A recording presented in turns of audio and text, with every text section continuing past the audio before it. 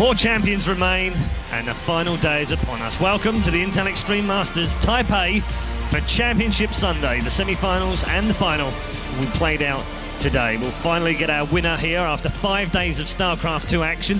And will it be a return winner in the form of our former GSL champion and former Intel Extreme Masters champion, Life? Maru for the first time here at the Intel Extreme Masters. Could he be a Royal Roader at the IEM? We'll find out as we go through our 2 semi-finals today. Joining him on the desk once more, Apollo, Kalaris and Susie. Welcome to all of you. It's a very exciting day. I woke up early this morning and the first thing I thought of was like, oh my word, we've probably got the best 2 semi-finals of an Intel, certainly of an Intel Extreme Masters, and maybe of all time in StarCraft, in the sense that they're great players, they've got great fan bases, but they're all in top condition right now as well. I've been doing StarCraft commentary since 2010, and to be honest, I was thinking this morning, has there been a better top 4? And nothing could come out, and so this has to be it. This has to be it. Yeah, I'm really looking forward to it. James, what are your thoughts? It's very good. Even the top 8 for me was absolutely fantastic. Yeah, and then the most anticipated match for me, maybe not for everybody, being Rain Sulky yesterday, it didn't disappoint. It was wacky, but it didn't disappoint, so I was happy. Yeah. How would you sum up your feelings on the quarterfinals yesterday, Susie? Yesterday's quarterfinals were a ton of fun to watch. I actually really do like PartinG's cheese style. It's just fun to watch, and you don't really get to see it very often.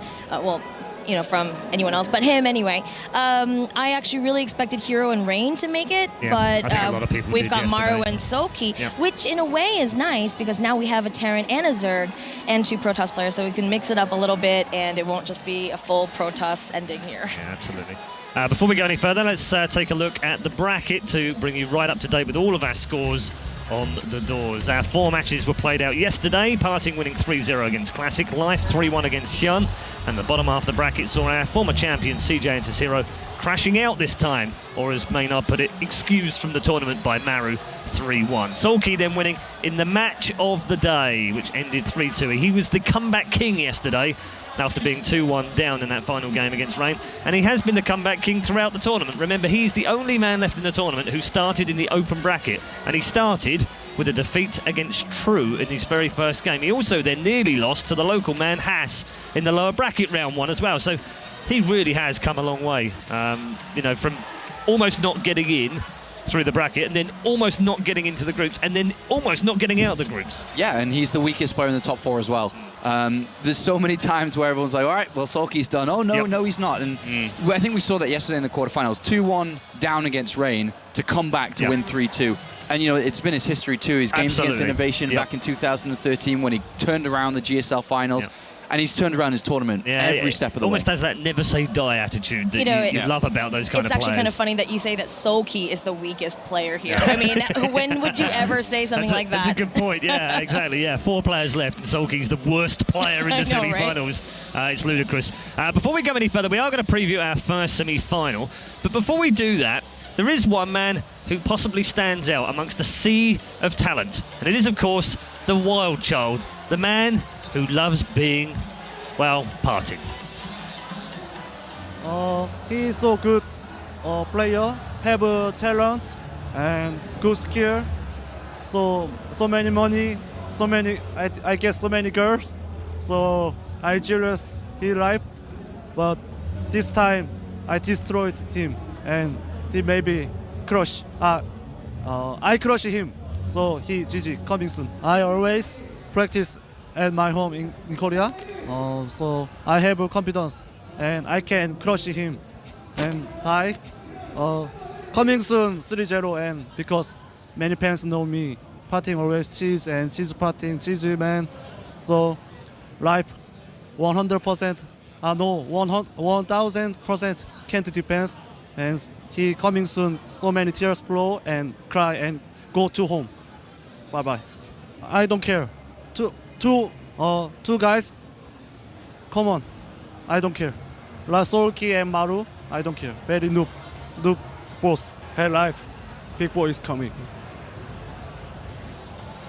Oh, PartinG.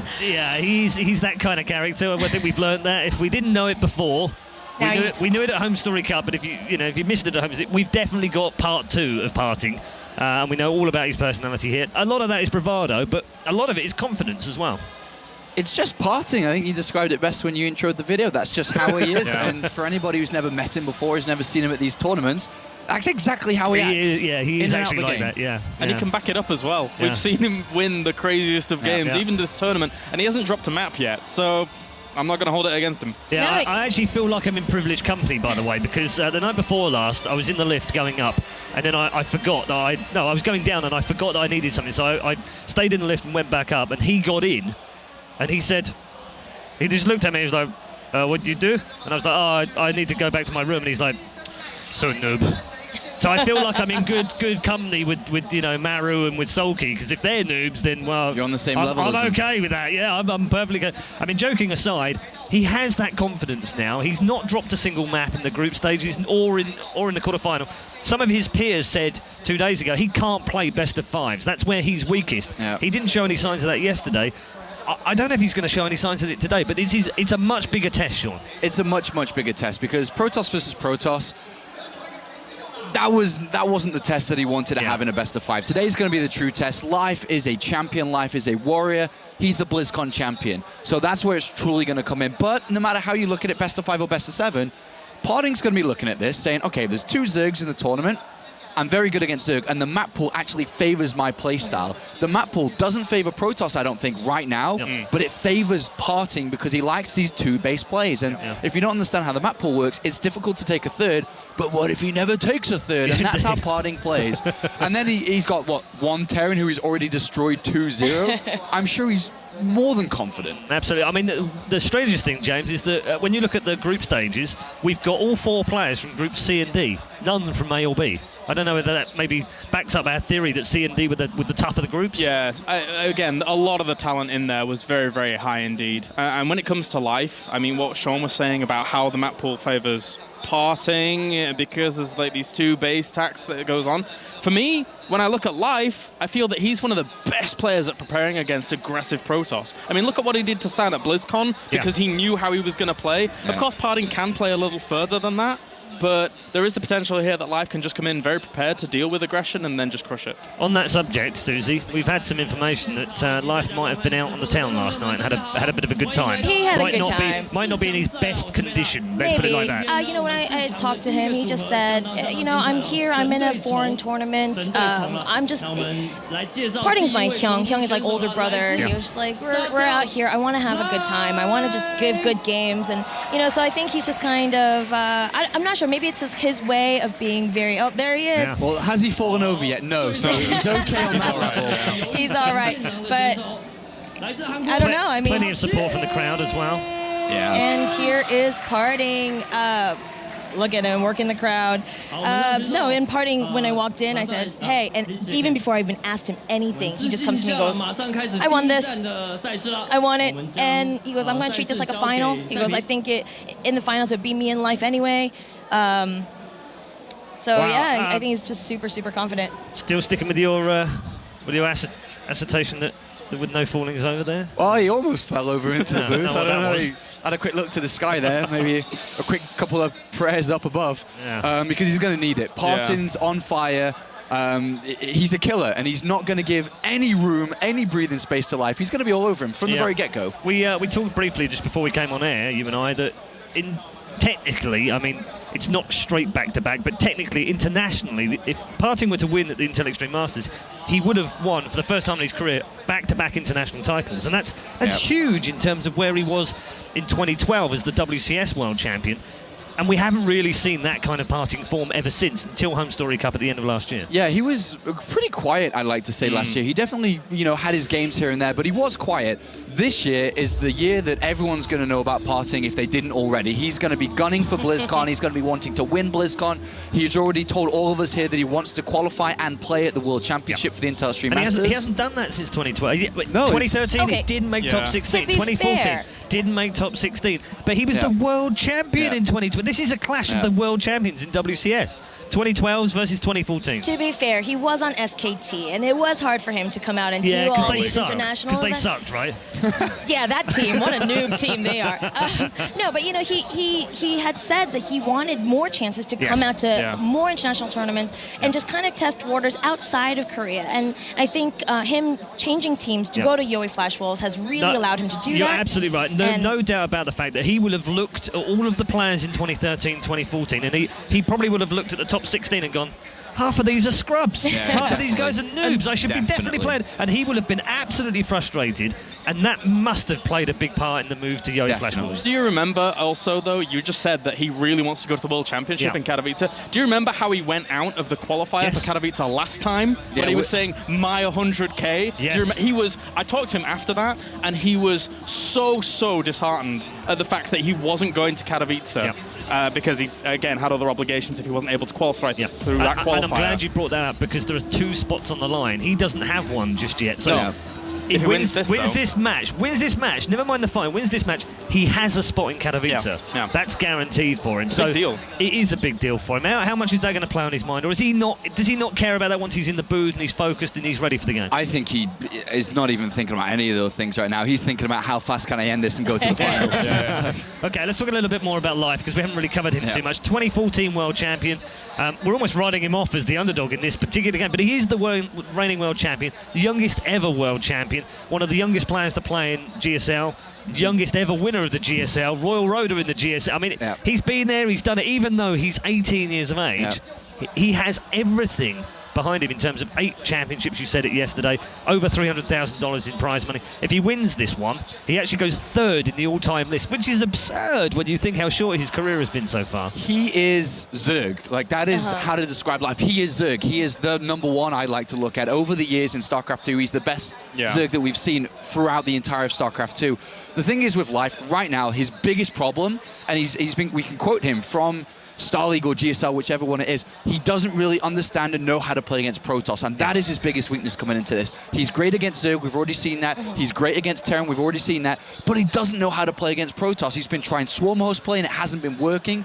If we think back to Star League when he played against CJ Hero, in the first set, he tried to play his normal game, which he's practiced hard, Swarm Host, got destroyed, had to resort to cheese. That's the only way he could win. And he's in the middle of figuring out how to play this matchup. And you don't want to be figuring out how to play a matchup in a semi-final against of a tournament. Especially against a player like PartinG, who is pretty fearless, as we've been able to see this entire week. Absolutely. All right, prediction time then before we head into the match. Susie? I'm going to go with PartinG. Okay. I think I might have to go with PartinG, actually. 3-1, I think. All right. And Sean? I'm going to do it. I'm going to do it. Life! Wait, there it is. I don't know what I have to. I have to. Whatever it was, you did it. I'm so happy for you. The Zerg in him came forward. I'm going to do it. I think... No, I'm not... Life. Let's end it there. Okay. Okay, Apollo chooses life.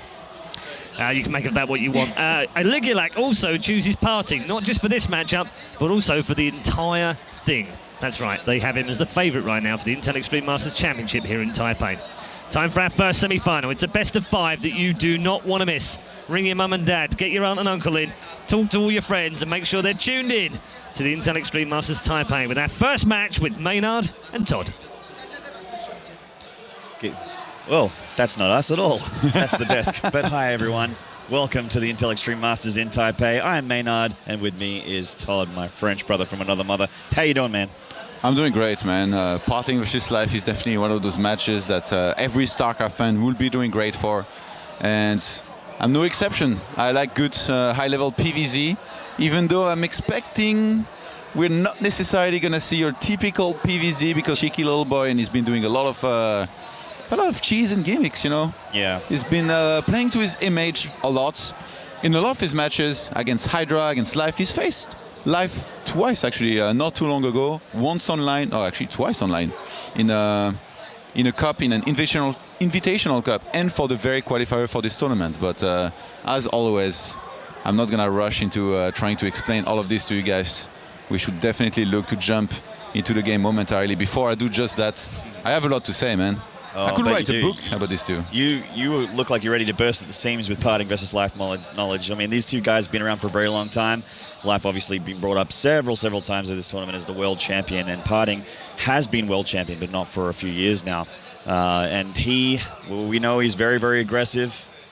He likes he'll proxy racks. He'll proxy gateway. He'll proxy oracle. He'll immortal choo-choo, as he said with his own words, and make life pretty tough for a Zerg. And life wasn't looking all that fresh this morning as he walked into the booth there on stage. So hopefully there's nothing going on there. But in the top right, from Yoey Flash Wolves, already sending a probe out. This is PartinG.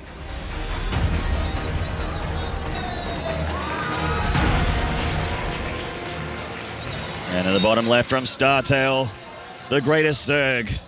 This is Life. Okay, so these two, they faced each other twice in the last months. One time was in an online cup, which I casted actually.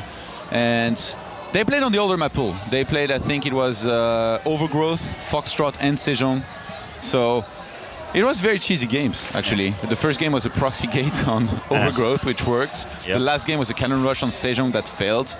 Only the Foxtrot game was, I guess, a failed cannon rush into basically some kind of all-in with like loss of sentries and gateway units that also failed. So back then it was Live that won. But in the very qualifier for this tournament, these two met. And back then it was PartinG that was able to win with some very nice game. I think actually the third game was on merry-go-rounds. Yeah. And he basically went up to 3 bases and Live threw a lot of units at him. He killed the third base, but he lost too much, and in the end they went into a base trade, and PartinG was able to defend and won from there. So definitely not going to be too scared to go into the later stages of the game, but overall, gonna want to look to always open very aggressively. By the look of things here, it's going to be a cannon rush. It's funny because Life is the original guy, he's the original Zerg that's almost always open hatch first, even though he knew he was going to get cannon rushed. And look what happens here. He opens hatch first. He knew that PartinG was going to cannon rush no matter what. He already knew that was going to happen. And now it's going to be for him to see how he defends it. Well, there's a full wall up with these pylons here, and that is one cannon going down already. He's just going to drop these two cannons and probably send the probe through. Yeah, the mineral trick, and going hatch first against PartinG. I mean, this decision from Life is questionable at best, but I mean, Life either feels very confident here that he can hold this with just the drones. PartinG should be renamed the Architect, man. Oh, look at this. He is just dropping all these cannons here, playing a game of Sin City on the top of that ramp in the front of the Natural of Life. And the one cannon has already gone up. He's trying to take a third, but the drone dies on the way, and he has to cancel the hatchery. Two of them sneaked out. So Life, they actually had the game like this. They actually had a game like this in the online tournaments that I casted. It was on Foxtrot.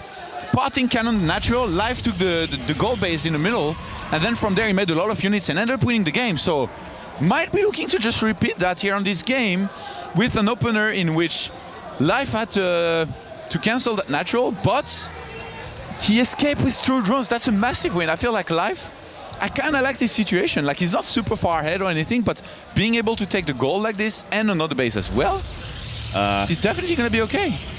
Well, he's dropping a hatchery here, and it looks like PartinG wants to try and bully that off the map with another cannon. Yeah. The thing is, it's very hard to tell if it's going to be worth it, but at the same time, because like usually one of the golden rules of cannon rushing is that you shouldn't cannon rush more than one base, because then it becomes too expensive and it slows down you take a lot. And in this case, Life knows that this was going to happen. He sees it with his Overlord. He's going to sneak out with Lings, and it's just not going to happen. But PartinG's mindset here, he basically knew what I just mentioned, that you shouldn't cannon rush more than one base, but a gold base is so strong that it kind of cancels that fact. Yeah. You can't let a Zerg go for a gold base, and in this case, Life's going to be able to. So with that gold base, you think Life's going to try and hit back, be counter-aggressive here against PartinG? Not necessarily. I think he's just going to want to drone up, get a lot of approaches out, kill those cannons outside of his Natural, so he can finally leave his main with whatever he wants to reinforce with. And then from there, he can just decide how aggressive he wants to play. But, I mean, it's PartinG he's playing against. PartinG is most likely gonna be the one that wants to play aggressive. You have to be the one that plays aggressive against a gold base. Like, you can't let a Zerg sit on a gold base and do nothing. He's just gonna outproduce you completely. Yeah, don't even get the drones up. It's always how I lose my TVZs.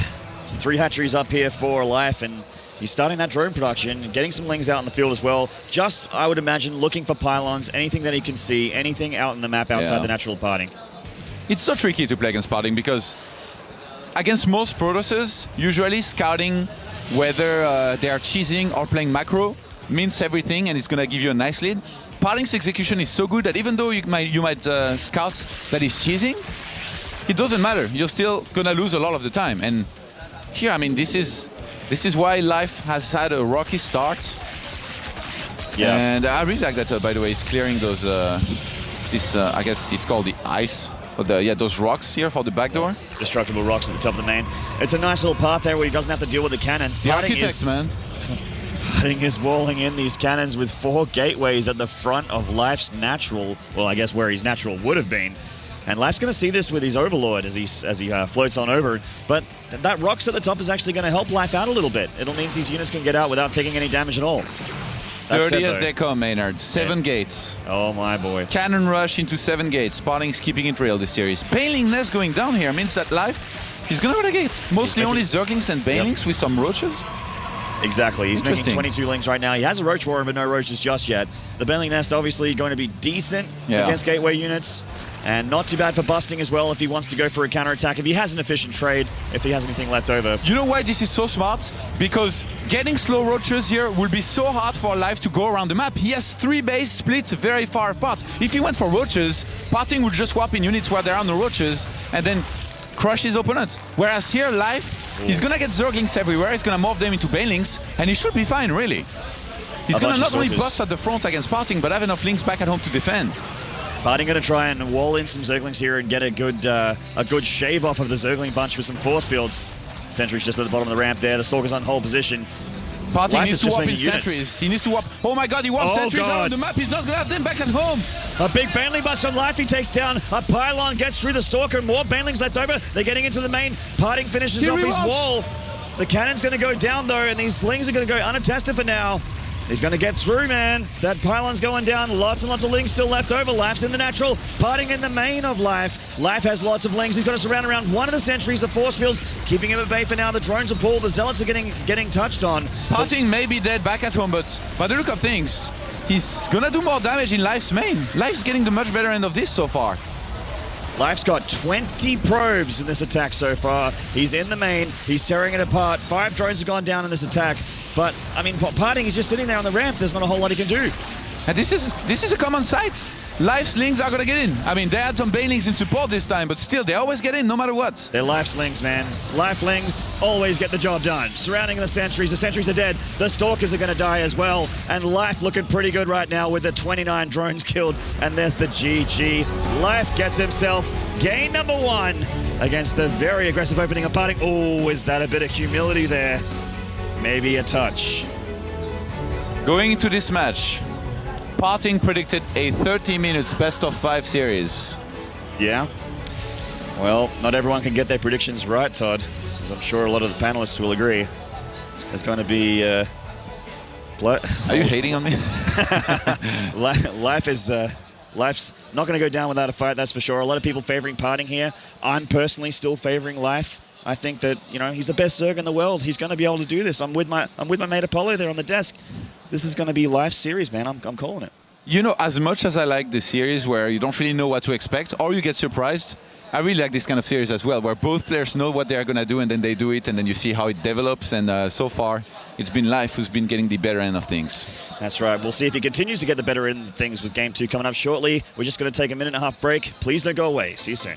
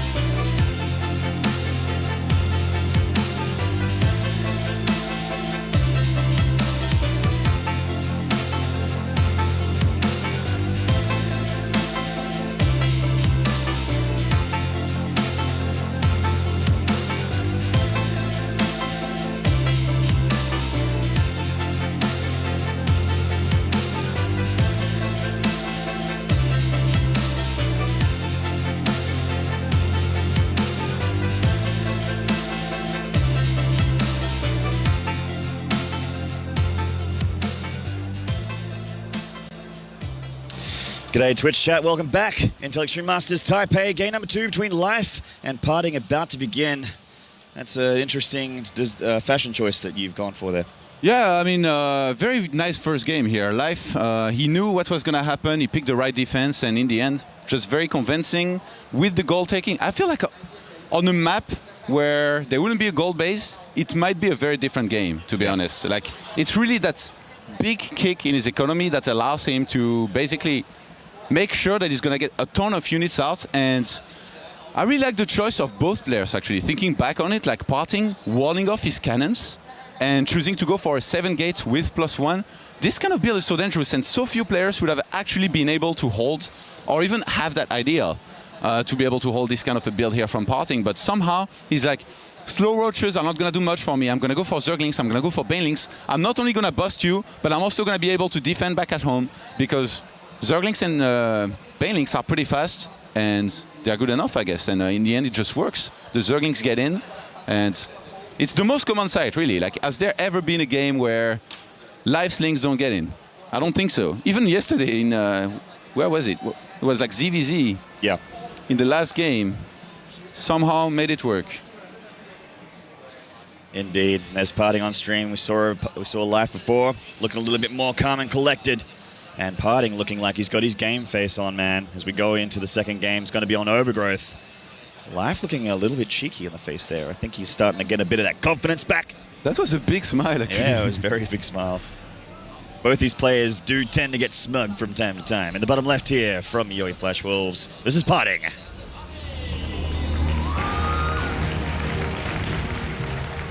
And the top right from StarTel, winning that first map. Can he get the second one?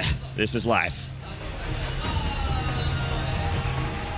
The last time that these two played on this map, PartinG went for the in-base proxy, which actually kind of makes me wonder, is Life gonna check at all this time? PartinG told me that about that game that he knew that Life never checks his main. He even might have added a noob in there. I think that he often adds that word when he's talking about people by the sounds Anybody of things. that doesn't win against PartinG or does something here and there that he doesn't like, he's very easily qualified with a single word every time, and that's the same one. The 4-letter magic word. He's heading across the map with another Forge Fast expand. Life going Paul first here. Oh, wow, okay. Even though he wins the first game with some nice counter, you know, in taking 2 bases, including a gold base, and this map has some gold base as well, he says, you know what? I'm pretty sure you're gonna do the same. This map is pretty good for cannon rushes. This time I'm just gonna open standard, surprise you, and disappoint you, I guess, because when you open for Forge first and you see a pull first, you're pretty disappointed usually. Unless your name is SOS and you cannon anyway and you win. Yeah, $$, Shame he's not at the tournament. We've got a pylon block here, just a little mana pylon to drop that hatchery going down. PartinG had a plan B, man. Yeah. If there is no hatch, there shall be a pylon. Is he going to double block here?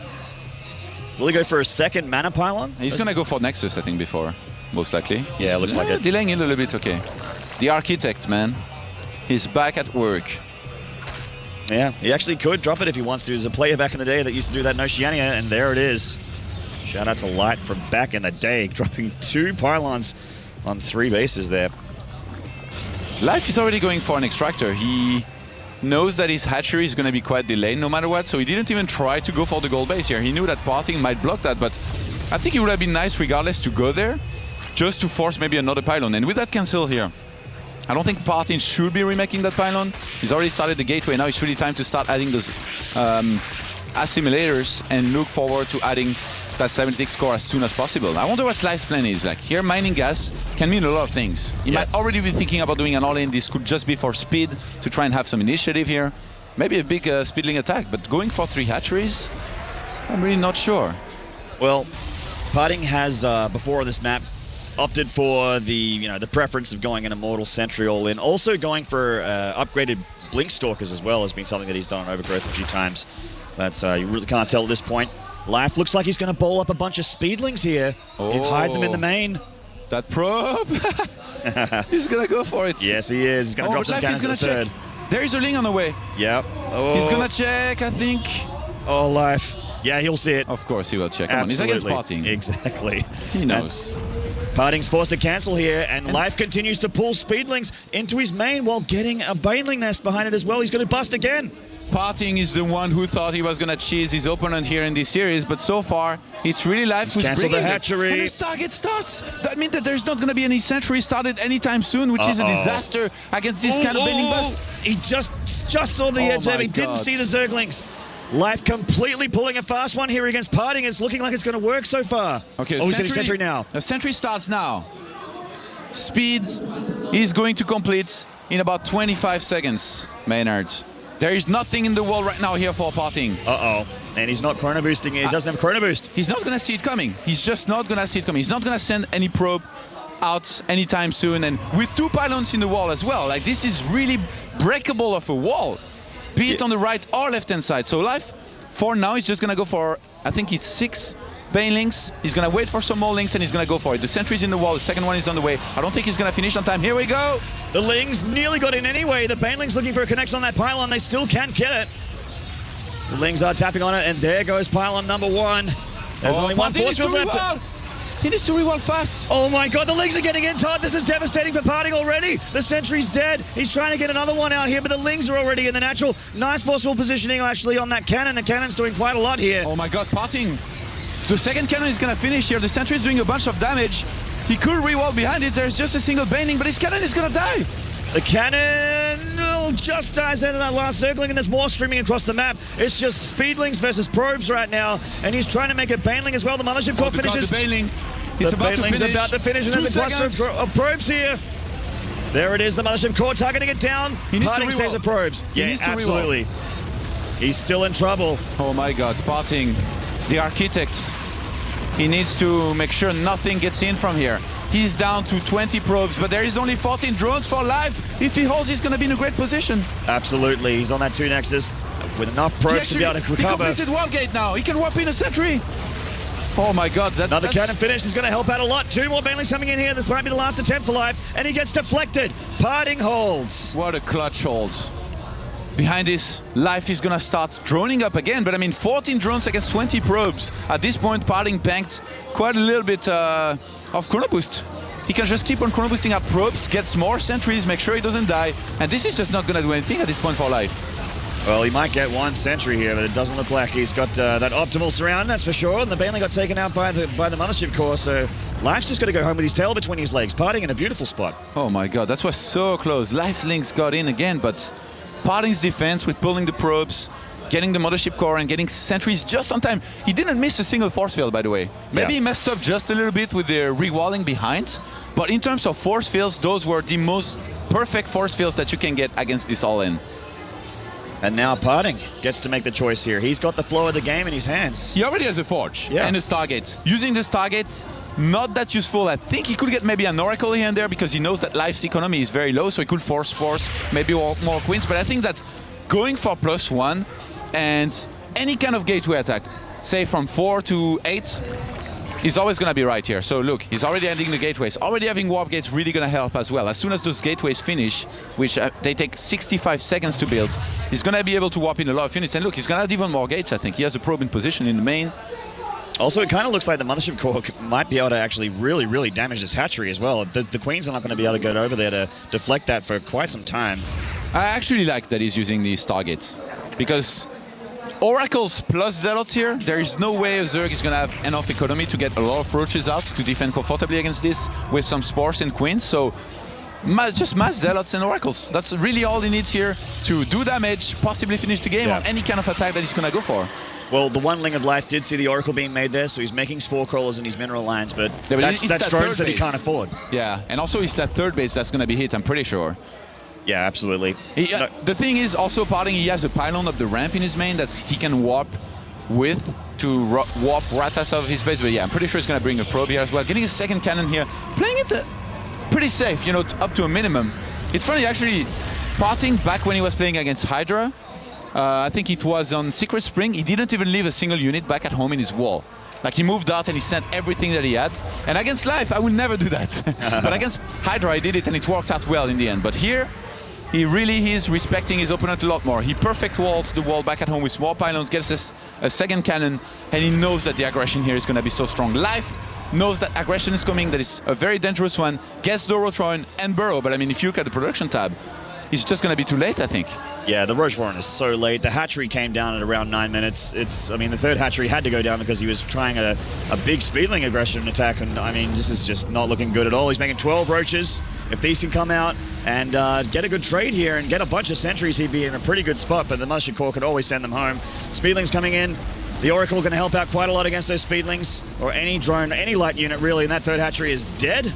Yeah. Are you ready for PartinG's force fields? When he has this much against a Zerg who has this little, it's going to be very one-sided. Oh yeah. There's all those roaches not in a flanking position. They're actually all inside the natural, so PartinG's going to have easy peasy force fields here. There's a lot of banelings coming down, but PartinG is 55 army supply over the 40 of life, equal worker supply of 45 apiece. The banelings have come out here. Some of the connections not too bad on some of the zealots there at the front. And these force fields, they're just going to be stuck behind. Yeah. If those banelings, like, they're not going to hit the thing. Look at that donut there, catching a bunch of the roaches in the middle. And they've all been torn apart. He has to pull back all the way to the main ramp. Nothing in the main here. He's got no creep spread to bring the queens down either. Burrow is finished, but he's not utilizing the upgrade right now. The roaches are coming out of the natural, but PartinG is right in his face. 7 roaches versus 13 stalkers, 12 sentries. I mean, this is a game of numbers. He's pulling the drones, never a good sign. Life is going to tap out pretty shortly here as PartinG just counterattacks and gets himself a tied series. Life, the world champion, going to be looking towards game 3. What's his choice as he just goes down? PartinG tying the series, playing basically perfectly that game. No mistakes from PartinG in that game. This final attack here, it felt like one of those micro-wars runs, you know, like the Moro map. It felt like one of those that you just can't win from the start, where you have like a few roaches against mass stalkers and sentries. That's what it felt like for Life here. But I mean, after this opener, it was a very risky one, which I thought was going to work here for a second. PartinG, he didn't, I'm not sure how much he saw it coming, because I think he saw that the third base was cancelled.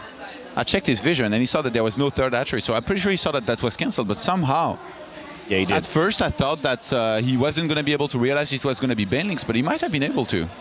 Be interesting to ask him in an interview later, or just to ask him, no matter what the results. We only interview the victor, Todd, and that man is right there on screen. I'll interview him if he loses too. Okay. I'll give him some time to deal with the loss, then I'll ask, but yeah. All right. It's getting a target like this, if you think there's going to be a boss coming, I don't think he's ever right, but maybe he knows better than me, and he was like, I'll get the target and a sentry, and I'll barely hold with 20 probes against 14 drones, and then I'll win. Life not too phased, though. No, he doesn't look phased at all. That's exactly what I was about to say. He looks completely calm and collected. He got inspiration from Maru, maybe. Yeah, maybe. A lot of players could get their poker face inspirations from Maru. I'd love to know his secrets. Probably win a bit more money at the casino and lose a lot less. I don't think he's old enough. I meant me, man. I need those tips. I'm definitely old enough. In home games, I'm sure he does really well. Yeah. But yeah, Life here, trying for something risky. Life fighting? I would really like to see him do something a little bit safer, like he did. You know, in terms of purely speaking of openers here, going for the pull first was definitely a nice win, because PartinG was never going to be able to cannon rush, but he still salvaged the situation really well, as in, you know, he had a plan B, he pylon blocked, he slowed down both hatcheries that went down here by Life quite well. So Life, I really would like to see a little bit more of a standard game here out of him. I mean, he's really good in macro games, like he knows what attacks to make, he knows how to have good army movement, and he looks like he's having quite a bit of fun. Yeah, well, they did say that they just wanted to have fun. Both players are friends. And they're having a good time here on the stage. And we just saw the crowd earlier. They're having a great time as well. Lots of Life fans out there. Plenty of beautiful, handsome esports fans out in Taipei to support their favorite players. Only 4 left. These two looking to see who is the first finalist. Got to go up against the winner of Maru versus Sulky later. And next match got to be on Deadwing.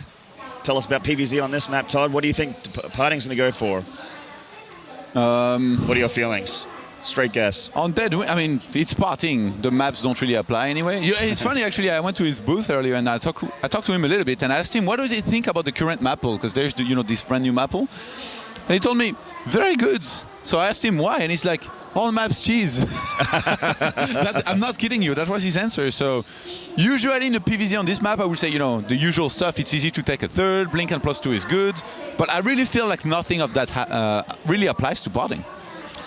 Yeah, not really. I mean, it's kind of, he sets the flow because he's usually the one that comes up with the aggressive response, causing the other player to react. PartinG usually in the best of 5 includes at least one Soul Train in one of the maps. Yeah, so this could be the one. This could be it. It's got another map in case it doesn't work anyway. This is a best of 5. Plenty of StarCraft games to come. Let's get into match number 3 between these two heavyweights. The bottom left here from Yoe Flash Wolves, an incredible hold, a great, clean game 2. This is PartinG.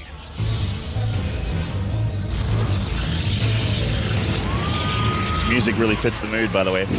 And the top left from StarTale, this is Life. It's going to be close position, vertical position here, which definitely is going to encourage that aggression, I feel, more often than not. Definitely in this matchup too. PartinG, by the look of things, not going to go for some kind of Forge cannon rush this time. With the pylon in the main, it just highly suggests that he's likely to go for a gateway. But is this going to be a Nexus? No, by the look of things, gateway on 13. So back when he played against Hydra, I think it was on Secret Spring, he opened with gateway, went into basically, gate gas core Nexus, and then he went into a 5 gates. That was actually one of the dirtiest games that I've seen out of him. 5 gates into 7 gates into Immortal All-In. Oh man, I got a chill up my spine just imagining that. Oh god. It was like, I'm sorry, Zerg. So sorry. A continuous, endless stream of cheese, basically. And I wouldn't be surprised if he went for something like that on this map. So we'll see. Yeah, not gonna go for a scout early on here, by the way. PartinG. Usually you can go for the scout with this right after the Nexus, right after the Cybercore as well. Yeah, look, he's moving out now. So Life being safe, respecting his opponent here by going pull before taking his hatchery. Even though the one time he opened safe was the game where he sort of got the shoe on the other foot and was the guy that pushed first, but in the game number 1 where he's defensive, he managed to hold a lot better. So it dictates the play style of both these players a little bit. Yeah, Life, I think he's not going to be too happy to see this opener here. I mean, he mostly opens here for pull first because he's afraid of a Forge and Cannon Rush, so he would have been happy, I think, to play against a Forge again. But seeing that he's up against a gateway opener, the standard for Zerg against a gateway opener like this is to get a gas quickly and get speed out on the map, so that if you get attacked by any kind of gateway unit, you can crush it with speed links even later on. And in this case, not having started an extractor just yet, he's not going to be able to go for a fast third hatchery here. Yeah, regardless. So if PartinG was to go for something like a 5 gate, which I don't think he is by the look of things, he's going for a second assimilator. And dropping a Nexus. Interesting. Okay, so both players going to go into pretty greedy openers here, getting a lot of income. PartinG could go for something like a Stargate, could go for something like a quick Robo. Those special builds, they are very rarely executed, and that's also what makes them so strong, because people are not really used to playing against them. We saw a lot of Robo builds where, you get some Immortals, you get a Warp Prism, and then you go all in with like lots of gateways and warpins. And I mean, PartinG is no stranger to this kind of build. Absolutely not. I'd imagine he wouldn't be a stranger to most builds here. Life Slings, not in force yet. There's not a whole lot that they can do when there's only 2 in number, but rest assured there are more on the way. That was a cute little block here by Life. And 5 minutes in, man. Life Slings already got in. They've seen quite a bit, and a player like Life can always react pretty much perfectly when he scouts something like that. I mean, they not only got in, they got out as well, which is not usually the case. Well, if in doubt, we got the 2 Lings taking the tower, just sort of keeping that map control a little bit with the faster units, seeing if PartinG wants to go for like a really fast Nexus or anything like that, seeing what he puts at the wall, and he can confirm that it's just gateways. Not too much information that he can get left with his Lings at this point. Still no gases here for Life. Usually around 6 minutes. Yeah, this is so when you greedy. Want to start those. Very greedy. So be dropping them any second though. It's about that time. You really can't go just straight minerals for this long. He's going up to 4 queens here very soon. So with the extra queen going up on the 3rd base, I guess Life is going to want to look to increase spread very early on in this game, which might... Like, this is always getting me to think that there could be Swarm Hosts, and we've seen actually Life use some Swarm Hosts here and there. quite decently. Yeah, he's not too bad at it. I mean, some would say that the Europeans can pull off Swarm Host a little bit better than the Koreans, but we saw Sulky do a great job of it yesterday against Rain. And Life, as you said, can bust it out from time to time. Especially on 3 bases, getting the gases now. Yeah, on this map, I mean, your bases, they are pretty close together. It's very easy if you place Overlords well to see any kind of War Prism headed into usually the main or natural. That's where you're gonna go for with the War Prism. So Life's both defensive and offensive Swarmos, I think they have improved a lot. Like the last few times that I saw him do it, I think that was probably against Hero, where he used it once, lost, and the next time they used it, he won. PartinG is gonna go for a third base, but using a lot of force skills here to kill just a few links. Oh man, those queens. Those queens. Oh man, that's going to be a lot of creep spread, Todd, and this does certainly look like he wants to be able to get, well, I mean, that does make me think Swarm Host here as he gets into the later part of the game. Lair going down, Queen looking for anything to be able to knock it away. Mothership Core keeping that tower clear so that he can move across without being spotted. Twilight Council going down here for PartinG as he gears up for his third Nexus. Those sentries did spend a lot of force wheels. They got a bunch of lifelings. Yeah. But, I mean, they will recharge their energy. Life, he knew that there was going to be a third base here by PartinG. He knew that PartinG was not going to be that aggressive. He channeled the spirit of Ret, and he went for only drones and queens until the 8th minute where he added a Roach Run. And look, he's still droning up like a madman. It's actually kind of the metagame sometimes, well, these days in ZVP to go for that old school Roach Ling Flood. We're just maxing on Roaches. Yeah. And, you know, the old Stefano style would just make so many Roaches and then overwhelm with sheer numbers. The Roach Warren is going down, 12 Lings on the way. These Queens are going to help quite a bit against the Sentries. There's not too much that does damage here. Only one Zealot. You know what? If PartinG hadn't gone for Twilight for Blink and +2, and he had gone for Gateways earlier, I think he would have been able to do a lot of damage here with an attack. But it kind of feels like Life anticipated that PartinG was going to do that, so he played pretty greedy. He just got a bunch of Queens, not that many links, and in the end, he should definitely be fine.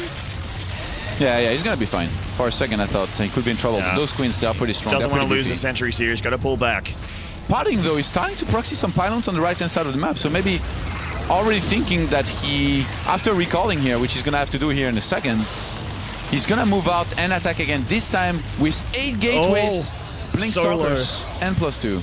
Does escape into the Nexus there, and I think you're right. Getting those upgrades, Actually, getting Blink. Can I correct the 8 gateways? He's dropping down a bunch more. There he's going up. We'll have a look at the gateway total soon. As the Sentry's just starting to bowl up here at the third since that recall, and he can counterattack. The Infestation Pit going down. +1 attack for the Roaches, and also the Locusts if he goes for the Swarmhost route, which is still is looking like he wants to do here. Yeah. Nice wall at the third base, by the way. Like the SimCity of the Architects has been pretty on point. And yeah, it's actually 8 gates plus a Robo. I don't think he necessarily needs to get Immortals because he knows that there is a... it's very likely that there's going to be... Oh, what? What are you doing? You're far away from home, Mothership Core. I think he pretty much knows that there is most likely going to be Swarmhost, and Immortals are pretty terrible against them. So he's just going to be Blink Stalkers with +2 and Lost Sentries and 17 Cryptomers. Oh, man. Spreading the love, or the hate, I guess, depending on which side you stand on. Life's creep. His love or his hate. We don't know which one. Being spread right towards PartinG right now. And with the Observer, he's going to be able to clean up quite a lot of that. The Swarm Hosts are a fair way back. The Queens are coming out here to assist a little bit. The Mothership Core quite low, but I can't imagine that PartinG would blow into that heavily. Just being bullied back by the Locust here. Enduring Locust not quite done yet, so they don't have that incredible range, but with Blink Stalkers and with the Observer, he should be in a good spot to be able to take up to that splash damage. He's getting the Colossus standing on the back there. The Robotics Bay being sorted out for him. He's going to have that long-range splash damage shortly. Whoa. Catching some Queens here and a Roach. Nice force field from PartinG. Nice zoning. Risky move, but the execution was good enough, and PartinG's reacting properly to this. He's getting an Observer, he's getting a Robo Bay. He's engaging maybe a little bit too much here. He's going to run out of force fields if he keeps on doing that. He needs to start going around, either from the left-hand side or right-hand side. He's fighting a little bit too much. I mean, killing Roaches here and some Locusts here and there is not really that important. Preserving his Sentry count and Stalker count is really what's going to allow him to be super aggressive. But he knows that the army is in the middle of the map, and this is going to be so dangerous here for Life, who only has 2 spines in the main. He's going to have to send the Roaches back home. He has indeed, and that means that it gears up a little bit of space for the Blink Stalkers to perhaps get onto that Swarmhost pole. He's attacking for the right here. Big warp in the main, still uncontested. The Roaches have to come down. They're more scared of the Blinkstalkers than the drop in the main. Looks like the Spine Crawlers are doing all right here with some Roaches hatching out. He did break off some of the Roach numbers to come back into the main and help out here. So this will be cleaned up. Oh, the Mothership Core just died. Oh boy. That means PartinG loses his recalling capability. So if he commits too much with those sentries or stalkers and they get caught, well, I guess the sentry is gonna die and then the stalker is gonna blink out and leave them to die, but that's not ideal.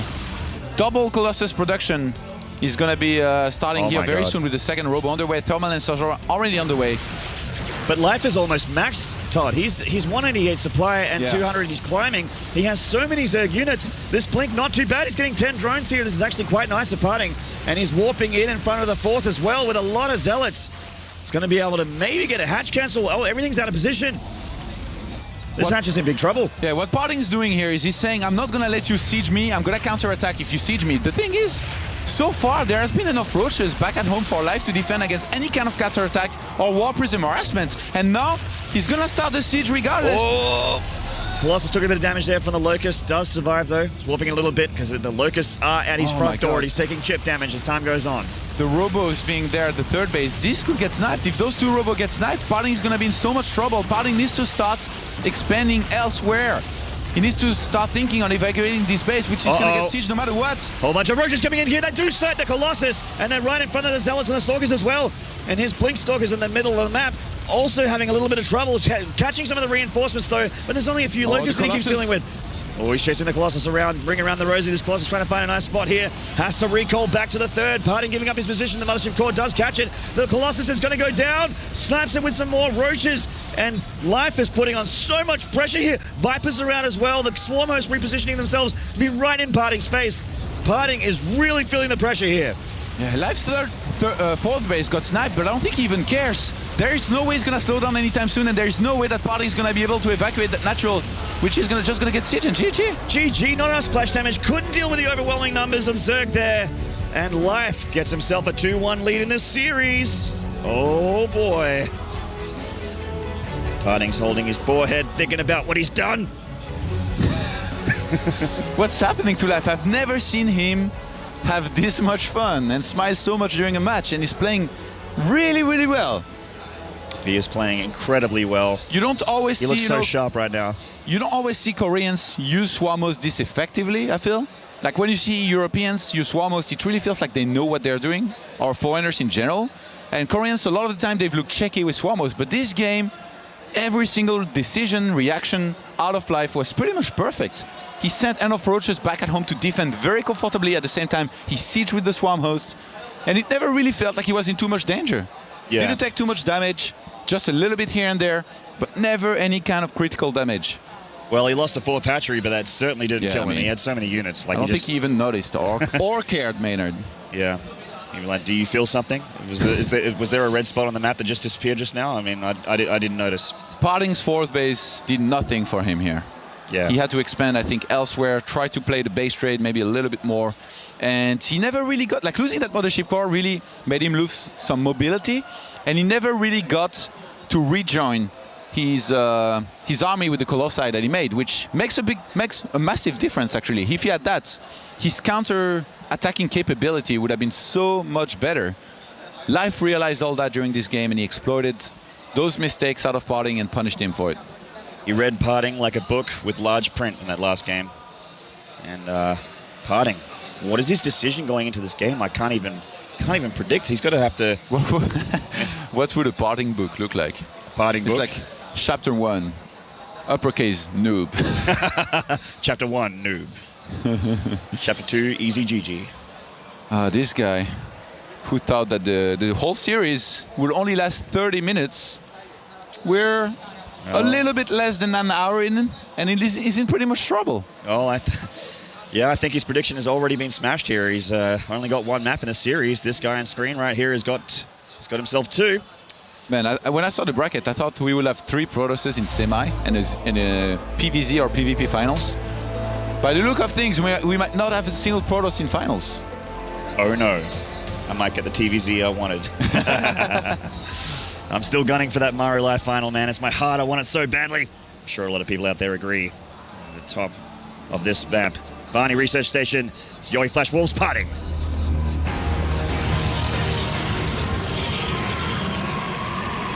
And then the southernmost spawns here. The greatest Zerg from Startail. This is life. So many fans out there today. I'm actually pleasantly surprised how many people here come support the game. It's really, really good to see. The audience is basically just all the seats are full. There's people around standing and watching. Definitely cool to have this many people turn up for the events. PartinG here, by the look of things, I was gonna say maybe Forge with this pylon placement. This is a weird pylon placement. Could still be a gateway. I mean, you have a freebie here. You have a free base that you can take inside of your main. And yeah, it's gonna be a Forge. So even though it's I guess you have this base that you can take indoors, you can still try and cannon rush that one. I don't know if PartinG's kind of hoping that Life is going to try to take the base outside of, you know, the free one. Yeah. So in this case, the one on the left-hand side of his main first. But he's just going to go for a pull first and play it safe once again, knowing that PartinG being down here to basically a last chance. Might be trying something like this. You can actually, you can get into the main without being detected, circle around the creep, and get into that back area, which is so hard to defend against cannons. But he does show the probe there to the Overlord. He's already sending out a second probe. He's gonna cannon rush no matter what this game. No matter what. Now this sees that it's a pull first. Okay, no, he sends back the probe. All right. So I guess he might adjust. He might not go for it. Yeah, okay, he's not gonna go for it. He's gonna go for Nexus. So PartinG. He's gonna adjust very nicely here, and we saw quite a few good games actually on this map earlier. Yesterday, Rain versus Sulky went into a long game, you know, and it really showcased how good Swarmos can be on this map. And maybe it gives us a little bit of a pointer as to what we might see out of Life, even though it really doesn't need Swarmos to do well. This is probably the best Swarmos map at the moment in the pool, including the old maps. This map looked incredible for Sulky against Rain. I mean, Rain didn't seem like he was too comfortable versus that style, but Sulky just pulled it off brilliantly, and he didn't even have static defense. It was similar to how Life played that last game on Deadwing. He just kept being aggressive, constantly lifting and moving and repositioning his Swarm host, and that's exciting Swarm host play. Hello there. Yeah, hi there, Probe. No pylon for you today. It's nice to see you. PartinG going to be able to confirm the third base here starting, so by now he pretty much knows that there's most likely not a gas or any kind of link speed coming anytime soon, so he's gonna do this pretty safe. Already has a cannon back at home anyway. I wonder what PartinG's gonna go for here. Is he gonna be a Robo? Is he gonna be a Stargate? Very unlikely that it will ever be some kind of Dark Shrine play, even though that I guess we've seen Rain use it like pretty decently. Yeah, Rain did really well with Dark Shrine. Not on this map though. He did make DTs later, but he didn't do the critical damage. Getting in the main or just having a look here, he knows that there's a cannon. The Overlord actually got touched up by that cannon a little bit before it nestled into the main. I'd love to see a Soul Train here out of Rain. PartinG, sorry. Definitely would be one of the cool things. Well, he hasn't done it yet, and I mean, this may be his last chance. Yeah. Life's one game away from the grand final. On this map, though, it's just so open around the middle of the map. But I guess around that third base, if you attack through the left-hand side, you know, through those bushes, maybe you can do okay with the force fields, but yeah, overall it will be very tricky compared to on some other maps to make work. So yeah, being with the Stargate here, pretty sure this is going to be for an Oracle. We don't really see Phoenixes almost ever. Like, it kind of feels like we see Phoenixes instead of Oracle, like one game out of 15 or something. I think Rain opened Phoenix, maybe on Catalina. I'm not too sure. Yeah. So that's the only time we've seen one game out of 15. Yeah, exactly. I did the mathematics. No, I'm not. I didn't. I'm just kidding. But that's my estimation. Good estimation. Yeah, we're most likely going to see an Oracle here. Very good map for it. Can get across, and the Overlord actually going to see the Stargate as well. Brilliant Overlord positioning in life. He's supply block, and he's going to go for and Phoenix. And it is Phoenix. Okay. Interesting. Yeah. That's the old school build. The old school build where you go for Phoenix, and I'm guessing this is going to be with a Colossus transition. The thing is, he opened Forge. Usually, when you open for Phoenix like this, you can. One very good thing that you can do is get a +1 with it, and go for a 4-get Zealot with a bunch of Phoenixes, like 4 to 5, sometimes maybe even more if you want to all-in with it. So yeah, definitely one of the possibilities of what we might see out of PartinG, who's getting sentries at the same time, and who saturated the gases on his natural very quickly, by the way. This is the one game in 15. Okay, actually, with this game being basically Phoenix orientated, my math is definitely off, Maynard. I just realized that. That's okay, Robo going down behind this. So already thinking about the Colossus transition. And Life obviously dropping Spore Crawlers because he's not a silly Zerg. Knows that the Phoenix is going to be looking for some drone kills here. You know what this could be? this could be for a bunch of initial gateways, a War Prism, and Sentry drop. Because he made Sentries, which he could either go for the main. He's gonna clear the entire map, basically. He could go for the main and the force field on ramp in the main. He could also lock out of the main with Sentries down the ramp, or he could even go for the natural, which is a double force field natural. This is so interesting. I really wonder which is gonna be, but PartinG starting a third base means he's obviously not gonna be as strong as if he did it on 2 bases. Yeah. It might just be a transition, I mean. With PartinG, you never know. I'm just pointing out stuff that I thought we might see. And with this amount of Queen, those Phoenixes, they're really not going to do much. Yeah, they're completely shut down, especially with the Spore Crawlers helping out as well. And Life is powering ahead here. He's getting himself a Roach Warren going. He's up to lair. He's on 64 drones against the 48 probes. Yeah, he of doesn't PartinG. even care about drones being killed at this point. He just No. remakes more. It's like you kill one, 10 more come out. That's right. Chop the head off the Hydra and more tickets place. He's going to get himself a 4th hatchery here by the looks of things. And the Queen's lots and lots of creep spread again. Yeah. And I'm feeling like we're going to see the same style as we saw in the last map here, considering the map as well. You don't think Muta's here? Probably not against these Phoenix. They did... we saw Sulky actually go for Swarmost and really wanting to try to add some Mutas to it, which was definitely an interesting thing to do. But on a map like this, where, you know, everything is just, you know, kind of small, it's just alleys here and there, I really feel like just covering the map with creep and going for Swarmost and static defense is probably much better. At least, that's what I think I would have more nightmares against as a Protoss. We know how much you love that Swarm host, Todd. 6 drones going down to those Phoenixes. And, I mean, like you said, Life just makes more. He still has a superior work account in the Infestation Pit halfway done. Very, very likely going to see Swarm host very, very shortly here in this game. Ling's looking for an opening. Actually might get some probes here, just a few. Don't commit. They're looking for that main. Yeah, not gonna see any kind of War Prism shenanigans in the end. And PartinG here for a second, by the way, he didn't have anything in his wall, no Zealots. So this could have been scary if Life had gone for it. Yeah. But he fixed that very quickly, though. That was a very short timing window, which Life could not have known about. That's right, the Swarm hosts are on the way and during Locust here as well as the 4th hatchery comes up. And PartinG going for Colossus a little bit quicker this time. He's got it on the way with Extended Thermal Lance, Blink as well. So he's kind of in a better spot to be able to prepare against what Life's got in store for him here. In the previous game, it was a single Evo, by the way, with only missile attacks level 1. But now, double Evo, he's getting Carapace as well. Life's defense was just so good last game that it really felt like if you play aggressive against him with counter harassment and War Prism, you're gonna be in trouble. But the thing is, you kinda have to, because if you sit back, then you accept that the map's gonna be split and you have to go into Tempest. Yeah. And then it's just so much pain to deal with. But in this game, it's been a pretty passive game, basically. It's just been Phoenixes across the map, harassing Zerglings on the other side. And I mean, PartinG has lost 1 unit, and Life has lost 22. So not too many units have been killed. Mostly drones and Zerglings. Yeah. I mean, 16 drones have been, 17 now have been killed. yeah. That's actually very, very nice work considering the investment of these Phoenixes. That's quite a lot of drones. The Spire already been made. I'm not sure what to make of this here. I don't know. I don't think... Oh, he might want to transition, but then why is he getting Carapace and missile attacks level 2? No, 10 Swarmos into Muta is very strong. Yes. But it doesn't really make sense to get upgrades with it. Maybe he thinks he can afford it gas-wise, which I guess it's going to take a while, because you see he's only on 200 gas and the Spire is about to finish. So I guess he adds 3 more Swarmos here alive.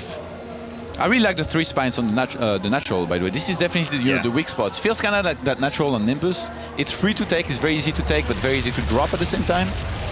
Helping Life out there. He had too many in gas. Drones go down, fixes it up. And it looks like PartinG's going to try and take the gold here while dropping with the Warp Prism into Life's main, circling around with some of the Locusts. And they're going to about to pop here as PartinG pushes through. The Phoenixes. Yeah, this is definitely one thing that PartinG would have liked to be able to do better in the previous game, is denying the creep. Because the creep was in the middle of the map, was at the watchtower, was at his front step from very early on, and that made it so hard for him to fight anywhere around it or go around it. And in this case, that helped Life so much. So in this game, he definitely needs to work on that non-stop, all the time. Yeah. Well, the first time he was playing against Swarmhost with Life, for the last map he was playing against Swarmhost with Life, he did do a good job denying that creep with the Blink Stalkers, but he's definitely got better tools for the trade right now. Is Life gonna go for Broodlords here? He's getting Corruptors and attacks upgrade at the same time he's getting a Hive. It's looking very similar to what Sulky did against Rain here. Yeah, but the thing is, Rain was already kind of taking to Tempest. I feel like here, if he rushed to Brewlords and then did a massive, kind of push / attack, it would be so strong, especially if PartinG tried to fight against it. But I'm pretty sure that PartinG is going to want to try to basically stay mobile here. There's a lot of force fields to those Locusts that just worry about today. Warp Prism going back into the main. Some Roaches running past into the third as well at the top of the map. Force fields going down. Oh, that's a big warp in. Watch out, Mr. Infestor. Zealous coming in here, going into the hatchery. There's 3 Spine Crawlers. With the Queens, he should be okay. He's going to get this Warp Prism, actually, and he would have seen the Corruptors pop out as well. The Roaches did a bit of damage there, only a couple probes, so definitely not worth it. As PartinG recalls and cleans it up, and Life as well will clean this up. PartinG had to kill one of his own pylon at the third base here to be able to get out. And behind this, I mean, he just remakes a Warp Prism. He's going to get a second Robo. He's getting Storm. We could be seeing, some Templar drops here and there, but they will be very exposed to getting sniped behind this. And the Mothership has started, Maynard. Yeah, are we going to see a big air transition? Are we going to see that very late game style on this map in a split map situation? Well, he's loaded up some Dark Templar. It's a lot of gas here. He's looking to get some hurt on. Still a Spore Crawler there, and he's making another one at the top of the Roach Warren there. But I mean, there is no Spine Crawlers. There's no static defense. He could burn down a hatchery if he got lucky. PartinG predicted a 30-minute series. By the look of things, we're 16 minutes in. This game alone could be longer than 30 minutes. Well, that's a lot of cannons there. Those Lings aren't going to get too much done. And here comes the drop with the Dark Templar. Oh, sneaky hit squad. Here we go. He's going to right-click on that hatchery, see how much he can get done. Lots of Zealots being warped in support as well. And this hatchery's in a lot of trouble. It's going to go down. And another Warp Prism is taking position around the third base of Life. If he went for some Zealots and DTs on that Spire, he could get a good snipe here. Absolutely, the Spire is very, very important for Life here. He needs them to deal with the Colossus and with the Warp Prisms as well. Swarm Host coming back. Oh, it's actually going to go down to the Zealots before it burrows. It's a nice little pick off there. Any damage you can do is so nice for PartinG. Queens are good, but against charge lots with +2 attack upgrades, they're still going to have a hard time. And he's had to reposition the Swarm Host. He's taken a lot of the Swarm Host out of his offensive, back into the defensive, all the way into his main, which gives PartinG free reign to be able to clear up more creep tumors here. Yeah. This was nice out of PartinG, but I mean, at the end of the day, all he really killed here was, a hatchery, a few drones here and there, maybe. 18 drone kills. Okay, that's more than a few drones, actually. Didn't notice that earlier. So that's pretty good, but Life is just going to remake those drones. They are not super costly units. He's just going to mine that base. And all you have to do when you play this style is split the map, defend the whole time, and get a ton of static defense, and then have some fun with Vipers, Corruptors, and all that. So... He actually almost had too many drones, because after that drop, he's still on 77. Like that. Yeah. Even though PartinG has done some damage here, unless he can attack and capitalize on those damage, which he shouldn't really be able to do, it's not going to matter in the long term. There's one Dark Templar here right under an Overseer. And Life's got plenty of static defense in these hatcheries, but... Oh, he's going to go for the Hive, I think. Yeah. Oh no, Infestation Pit first. No, you shall not make Swarm Host anymore. He's already got plenty on the map. The Locusts are coming in to deal with the Zealots. He can always remake it, of course. Ooh. Still has that tech. Middle base. Running out of force fields here, needs to be careful. The Mothership is already done, so there is actually a timing where PartinG is going to be maxed out here if he wanted to go for a maxed out timing. And he will have just enough Colossi to deal well with the Swarm Host and enough Templars that he could attack and do very well with, but I don't think he's going to go for it. But look, I think he just wants to keep on being mobile, and he's finally going for that air transition, Maynard. And looks like PartinG's just catching some Corruptors just out on Smoko here, and he's going to get 3 or 4 for free. Yeah, wow. Definitely nice here for him. A small win. But I mean... Actually, oh God. Okay, PartinG losing a lot of Stalkers there. Here goes the Todkers. A small win, and then he walks Stalkers into Locusts. A lot of Corruptors being made. 9 more. Yeah, I'm feeling like there's going to be a Broodlord transition at some point. I mean, he has the hype. He's getting +3 flying attack. I think Life just knows that he's going to face, and most likely an air transition, that he's going to have to deal with the Colossus. So he's going to rely on Spores for the static defense, and Vipers for the Abduct, and lots of Corruptors with very good upgrades, by the way. He has Zerg Flyer Attacks level 3 on the way now, Carapace level 1, so he's definitely going to be able to complete that, I think. This is really nice from PartinG, using the Warp Prism harassment, but so far, Life's doing such a great job now at this point in the game at shutting it down. You know what's crazy? Life, he doesn't even need that right-hand side gold base. He could literally take those left-hand side gold base and the one above, which supposedly should be on PartinG's side of the map. But he can make that side of the map his with enough Swarm Host. These Corruptors are going deep, Todd. They're going to get a couple Colossus here, but Storms and the Archons. He has to be very, very careful there. He took a lot of damage on those Corruptors. what's happening with these guys' motherships, man? They die even more than Rodis. Good thing he's in Vegas right now and he can't hear you cast. And the thing is, did he say to He you? knows it's true, man. Too many motherships have died this tournament. And I'm pretty sure he's gonna keep this way, and he's gonna continue because PartinG remakes it immediately. 3 Tempest on the way. 3 Warp Prism are out on the map, but PartinG's maxed out. He cannot warp in anything across the map. So already we're seeing, you know, a little bit of shakiness in his play against Swamos. Maybe doing a few mistakes here and there. He actually, never mind, he has 4 Warp Prism. 4 Warp Prism Maynard, and he's maxed out. So, I mean... What is he gonna do? Kill his own probes and replace them with Zealots across the I map? don't know, Archon drop macro maybe? Not much you can do here. Dropping Templars would be nice, but I mean, there is enough Corruptors and Vipers that life will always defend nicely anyway. Okay, Warp Prism is gonna deploy in the natural, but what does it warp in? 2 Zealots? 1 DT, 1 Zealot? It's a little bit of an awkward situation. In fact, it's just going to be a Feed Life Foundation donation here. The Warp Prisms go down. Now, I mean, look at this base from PartinG that's so close to Life's second hitter. It's amazing that Life hasn't seen it yet. And PartinG is now behind in units lost. Life has traded well enough with the Locusts and basically the free stuff that he has to finally put himself ahead. He has more of a bank than PartinG.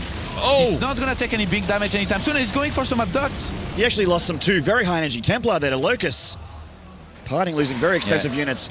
Not having the cloak of the mothership is a massive deal. You need that. Yeah, it's on the way. It takes so long to remake, and it's expensive as well. You're telling me? Of course, man. Lucas coming in here doing some damage. Big storms and feedbacks on the Vipers is actually very, very low. These Corruptors are very hurt. He has to be careful. And PartinG at this point, he's not even being aggressive anymore. He's just accepting that he has to go into air. He's going to be the one on the defensive. And I really don't know how he's going to get out of this one. Well, he was getting that Tempest count up, but the Tempest count's not extremely high. I mean, this isn't where you want to be at this point with the Tempest count. He's got still quite a lot on the ground. The Templar are helping out a lot. He's getting a second Cybercore for more upgrades on air units. He's getting Warp Prism speed at the same time. PartinG, I mean, if you look at the situation here, some people might say that he's in a bit of a pickle. Yeah, he's in a spot of bother. The Observer trying to find any creepers or anything, like static defense, any damage you can do with the Tempest. He doesn't have an Oracle to be able to envision these units either, so he can't shoot at them from long range. Oh, this Observer, not gonna last long here. Feedbacks, hits one of those Vipers. Well, I don't think he had that much energy. Looks like he's going to go for a grab here. One Colossus going to pay the price. Oh, does go down. And PartinG is still adding more Colossi and Archons, which really is not helping against this. He's not trading anything right now. He's not counter-attacking anymore, even though there isn't that much static defense back at home here for Life. The Locusts of Life are just doing free damage, man. They're not going to stop. They're getting a Cannon here, a Templar here. As the game goes on, that's just going to keep paying the price here, and the Greater Spire does go down. So you can get up for those high those high upgrades, and also for the Broodlord as well. I really don't know about getting a Greater Spire when there is already this many Tempests and Stargate on the map. Then again, Sulky with the gangster sign and the best concave in the world made it work yesterday against Rain. Yeah, that was the sickest concave I've ever seen in the history of StarCraft 2. Blinkstalker's doing a bit of harassment damage here. Actually probably helping Life at this point. His bank is incredible. There's lots and lots of static defense. Ultralis Cavern, why not? I mean, well, he's getting melee upgrades. It's like buying a candy at this point for Life's economy. And he finally takes that goal. Like, I mean, he should feel right at home. He's had Locust streaming in here for like, I don't know, 15 minutes already? 27th minute mark here now in this game. And PartinG is nowhere close to being aggressive for the last few minutes. Even though, I mean, he even has that gold base on the bottom of the ball. Mothership gone it. Oh, another abduct. And no See you recall. later. No recall out of PartinG. You can see that he's not that used of this style, of playing against this style. Korean Protosses, they just can't, they just get a little bit hot under the collar when there's Swarm Hosts on the map, Todd. This map is incredible for Swarm Hosts as well. Could almost expect it even. PartinG is on 4 Stargates. He's adding on additional gateways now. So he might be thinking about, you know, maybe losing a few units here and there and counter-attacking finally, which is really what he needs to do. I mean, at this point, he's just getting sieged. And if you look at Life's main in natural, there's just so little static defense that he would just lose those. And in which case, you trade Zealots for gas buildings. And it's just cost effective because this kind of game plays a lot about the gas. He's donating probes to free up supply for units. Has been doing that for a while, but he's losing these big expensive units and he's replenishing. Look, another 2 Colossus. You don't need Colossi, PartinG, you need more Tempests. When there is, actually, if you think about it, there is 20 Swamos. That's quite a bit of supply that can't attack air. So as much as there is 30 Corruptors, if he just maxed out on Tempest with a Mothership and a bunch of Void Rays, it will put Life in a position where his Swamos are pretty much useless. They can only zone out the Templar, but then there is a Mothership cloaking them. It will be much harder. Whereas now, I mean, this is really not going well for PartinG. He's just not doing anything. He's sitting there taking it. A few minutes ago, his bank was sitting around 3,000, and he's been losing Archons, Templar, these expensive, incredibly expensive units for free. And he just keeps taking the damage. He can't stop this damage. He's trying to stop. He just can't. Most He's important tab and statistic in a split map situation is the units lost. And right now, PartinG has lost 22,000 worth of resources in units lost. Life is at 13,000. He's gonna double those numbers here very, very soon. If you lose twice what your opponent has lost in a game, you're not doing very well in it usually, and something needs to change. Quite a few storms here. He will do a lot of damage on the Corruptors, but a Tempest goes down. And, another one going to go down as well before he bugs out onto the creep. And PartinG looks like he might be getting a little bit impatient here. He's moving out the Archons and the Colossus at the back. He knows that he's broke. He's run out of money. He's pushing forward on the creep, Todd. How do you feel about this? He just has to do something, I suppose. Yeah, he's on tilt, I think, and I mean, he doesn't even have a bank to really remake anything behind this. If he loses his army, this is going to be the end. The Mothership's finally here. He has quite a scary and sizable army. It's 158 army supply, it's 160, but how does he really attack into all of these spores is my question here. It's an incredibly high spore count with the Swarm Host in beautiful position. He's making Spine Crawlers because he knows that PartinG wants to attack in here, and he's just going to wait for PartinG to go into him and die. 28 spores. Well, actually, he outputted a bunch. I think it was 35 before he moved those. So many spines. Up to something like 11 right now. Wow. PartinG. Okay, that Mothership. That's another abduct here. See a Mothership. And now PartinG's units cannot hide under Cloak. More damage coming through here. Big ducks, a lot of splash damage. Storm's going down, a Whipped Storm there, in fact. No good storms are landing here, and behind this, Life still has a massive bank. Doesn't even care. He could literally like start taking that other base, like basically the last base that's available on this map if he wanted to, but maybe some counter harassment. Finally, PartinG realizing he can do some damage with this, but is it too late? I think so. It definitely looks like it. He's getting pretty low on the minerals here. He's getting oracles, which he's gonna need to reveal Life's army, or even buildings in this case, to shoot from afar with the Tempest. Apollo pointed out yesterday that Rain needed one of those much earlier than he made it. And I mean, this was the case here as well in this game. PartinG never really made some of those, never revealed his opponent's army. He was just sitting back. And the Hive will go down here. The DT's doing quite a lot of damage to that very, very important structure. But that said, Life still has the tech structures. He can still make Swarm Hosts. He can still make, he can't make Vipers at least, but he's still got a Viper count that's been pretty much untouched. Yeah. PartinG really is running out of money right now. He's about mined out the gold base that he took, the first one. The second one still has quite a bit of minerals, I guess, and on the left-hand side he's one base. Oh my god, some big abducts! Whoa! He got another Colossus there, got a Tempest as well. And the Storms did hit a lot of those Corruptors. Once again, they're quite low, so he does have to wait. And this is just Life being a lot more patient than PartinG at this point. PartinG is being darting back and forth, but like you said, he's starting to harass now, which is nice, but look at his bank, Todd. It's been pretty dismal compared to Life for a lot of this game. Yeah. Life has been positioning his Vipers and Corruptors very interestingly when he goes for the Zapdogs, by the way. Like a lot of the time he's, okay, as I said, he actually puts them kind of at the front. See, he's trying to do a flower so that he's harder to feed back. And another one shot. Oh, actually a two shot there on that Mothership and another new Storm. God. This is actually so smart. He does a flower with the Corruptors and Vipers so that you can't really click in the middle and feed back properly the Vipers, in which case if you can feed back them, they will abduct no matter what and kill your stuff. So as much as against Storm, it's going to be difficult. Kills both Oracles now, but it's going to be revealed. Yeah. As much as it's difficult to feed back the Vipers, you should be able to get better Storms, but he's just so good at abducting from max range and then pulling back immediately that he never really got hit by any big storms. Infestor is going to join the party now for some fungals. There's a fungal going down there. That guy paid a high price, man. Yeah. Incinerated instantly. Life can afford to lose units, though. That one Infestor going down actually doesn't really affect Life at all. I'm not sure he cares. Even losing his Hive, like he's just remaking it. Yeah, he defended with one Swarm Host. Who cares, man? Lucas hitting some more Archons here. These are so expensive. One Archon going down, two nearly going down. Storm's starting to recharge a little bit for PartinG, and Life's Corruptors are recharging as well. He's moving forward, looking for another abduct. He's got that flower, he stacked it up. The Envision has run out. They are mining out the map, man. Well, that's what happens when it gets into this scenario, dude. Hey, ooh, these storms he's found the base. These storms hit big time, but I mean, Life can just pull back every single time, wait for a bit, then go for it again. And it's just, he's just gonna take that base, you know, just right above this, all of this action momentarily.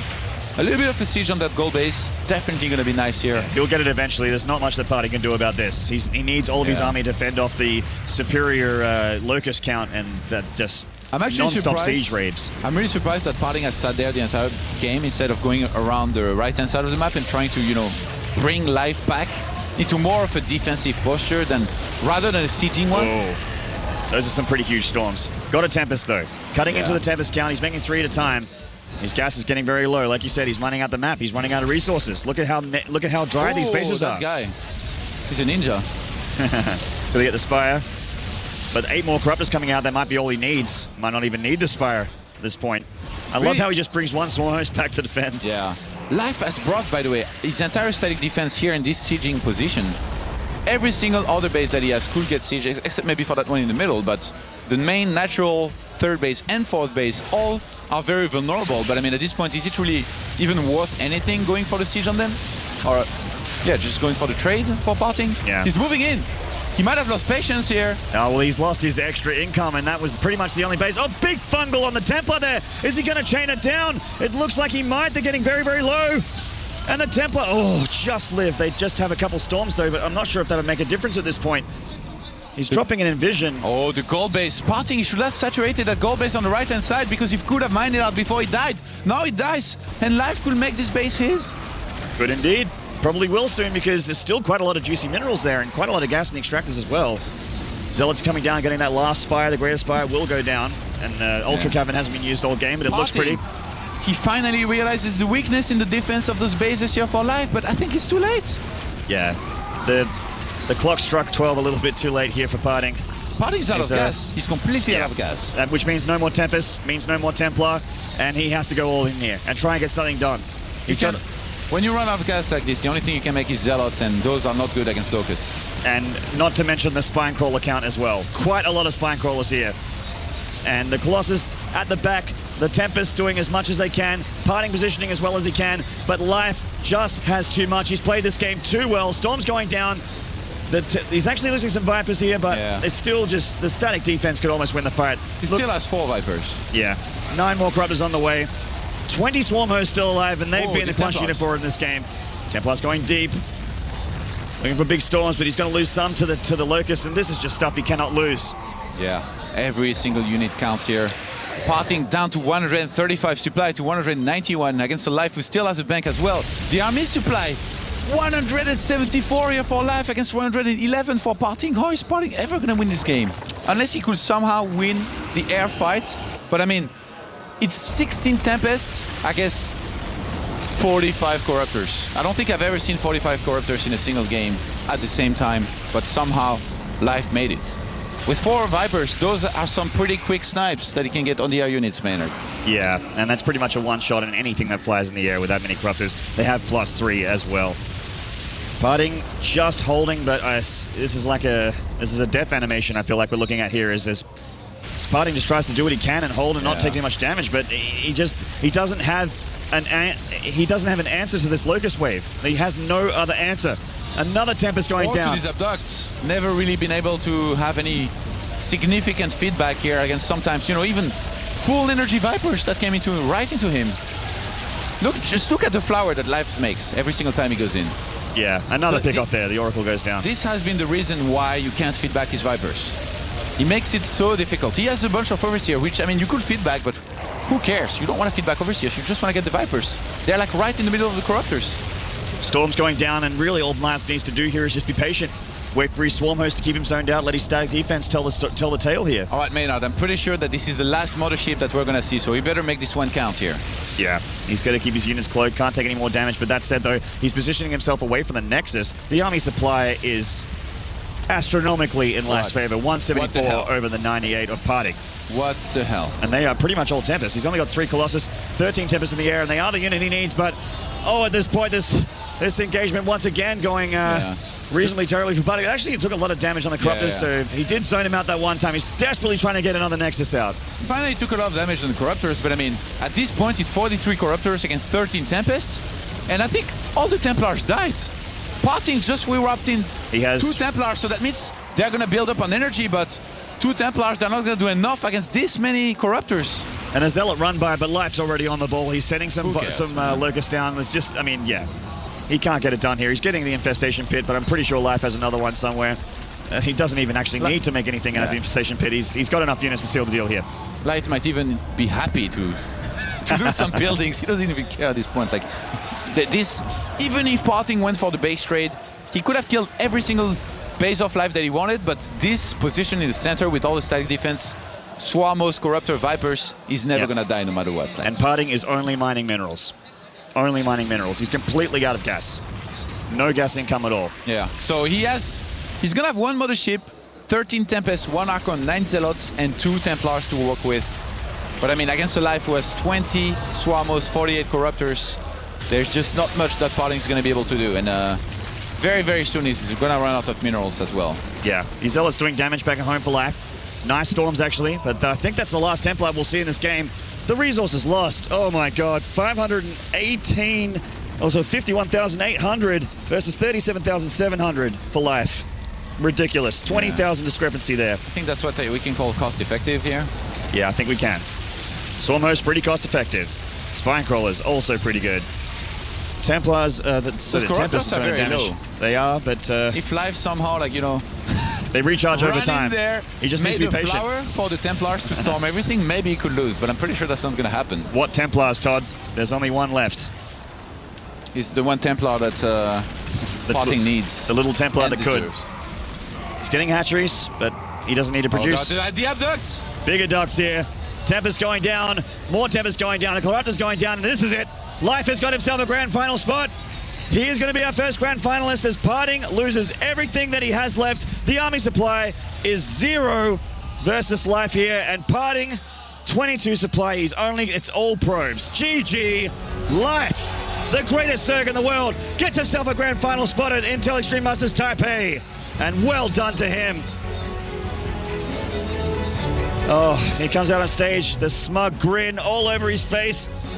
And PartinG looked like he had a good time too. No love lost between these good friends. And there is your first grand finalist, man. What do you think about that series? It was a great series, man. PartinG went into this very confident, and Life didn't seem to care much at all. Just smiled the whole time, cracked jokes, and owned him. Simple as that. I don't think that Life will call PartinG a noob, though, even though he knows that if this had gone the other way around, it probably would have happened. Yeah, well, PartinG has a lot to say, but didn't have the backup with his strong words today. But I actually really loved the smack talk from PartinG all this tournament. He's been really entertaining. It's definitely been fun of him to put on a show like this. It's been a good show, man, but sadly he's out of the tournament now, and it's all about Life. It is. Life moves on to the grand finals. We'll be facing either Maru or Solki, which we'll be finding out very shortly. That's our next best of 5. And looks like we're going to cross over to the desk with Paul. Thank you very much, Maynard and Todd there with the commentary from our first semi-final. And it is, unfortunately, a loss for the big boy himself. PartinG crashes out at the semi-final stage despite giving us a fantastic weekend of entertainment. And, gentlemen, I think it was probably about right. You called it, Sean. You said Life would go through. He has. Other than the last 2 maps, let's just talk about the whole match as a whole and then maybe break down the maps as they go through. Do you feel maybe PartinG underestimated Life a little bit? Maybe he didn't play to the strengths that he did in the previous rounds? PartinG didn't play to his strengths overall. Game 1 and Game 2, those are the types of games the series should have been like throughout all of it. Game 3 and Game 4, he played too passive. He played the regular type of Protoss play we see from other Protoss players. We didn't see an Immortal in, we didn't see Warp Prison Ras, he didn't go into 7 gates or any type of aggressive play. In these types of scenarios, he should have done. Yeah. Game 3, had some similarities with Rain and Sulky yesterday, which we saw Sulky win 2 games in a row, very similar, not the same, but similar in style, and specifically in Game 4 actually was very similar to what we saw yesterday. I look at it and I feel like it's unwinnable for Protoss. Yeah, I don't know how he gets out of that. You know, he's covered in air. The Vipers are abducting everything he makes. He's losing motherships all over the place. The Swarm hosts are covering the ground game. So when you say he was very static, and he was, did he have any choice? The thing is what you're looking at is the end product of the early and mid game there. Yeah. You need to go deeper into the game and look what happened at the start of it. Yep. And what happened at the start of it is that Live played so greedy on Deadwing. He didn't take gas until 7-8 minutes or something. It was pure minerals, only queens. And Kalaris remarked that he was literally, as soon as he saw the creep spread, actually, Kalaris called it, he was like, this is creep spread with Swarm hosts. Yeah. If he can shut out the Shumers and cut them down, then I mean, he could have killed him before the queens even pushed the creep out. Like, he just would have died against any type of aggressive play. Okay, very interesting. PartinG initially identified it pretty well, I would say, with his initial push out. Saw how many queens were there. Definitely in the second version of that, but the first one maybe he got caught out, didn't he? But I'm referring more to the Deadwing one than the other one, because the way the fourth one worked, his Phoenix are actually denying a little bit of the creep spread for a while, which is kind of cool because the queens were so busy defending. But in the third map, he identified it, I would say, pretty well, but there's such a huge window for Zerg, if you're only on gateway units, to be able to push that creep out fast and fast and fast, because there's 8 queens worth pushing it out, that as a Protoss, it's a very, very scary thing to deal with. The thing is, it's so difficult to look at PartinG as a player because he's passive at the wrong time, and he's aggressive at the wrong time. But you know, it's really weird because if you think about it, in that game specifically, Deadwing, he should have been aggressive at the start when he was passive, and then he was overly aggressive when he should have been passive towards the later game, because he did be too aggressive, walked into Swarmos, lost too many units, and he couldn't get his Colossus switch in, which he would have done if he'd taken it a little bit slower and more cautiously. We are going to talk a little bit about how Life managed to win in his semi-finals to reach his second Intel Extreme Masters. But first, let's hear from the man himself. Hello, everyone. Thank you very much, Paul. Here I stand with our first finalist. This is Life. Everyone, let's give him a round of applause. Now, Life, you had told me that your condition wasn't very good this morning. You didn't get a lot of sleep, you know, and a lot of people thought that PartinG was going to win. So how is your condition now? How do you feel now? 지금도 컨디션이 많이 안 좋은데 이사경이라서 그냥 이긴 것 같아. 이사경이 이어서 이긴 것 같아. He said, my condition's not very good even now, but I think I won just because I was playing against PartinG. I think the only reason I won is because it was PartinG. Okay, well, you and PartinG, in between games, you were chatting a lot because the camera showed your face and you're laughing. And what were you guys talking about? 제가 이사경이 자꾸 열받는다고 채팅 쳐가지고 너무 웃겨가지고 제가 이긴 것도 그래서 그냥 계속 웃었어요. 얘기하면서. So when PartinG lost, he was chatting to him saying, I'm so annoyed, I can't believe I lost this, and he was just kind of laughing at him, and you know, he's kind of, they're basically trash talking one another with in between games, and here he is, he's won it. All right, well, you had beaten Sulky 2-0, you crushed Hydra. Zerg is obviously easy for you, so I'm not going to ask about that. If you have to play against Maru, however, how are you preparing for that? 마루 선수랑은 어떻게 준비할 건데? 소울키랑 마루 선수?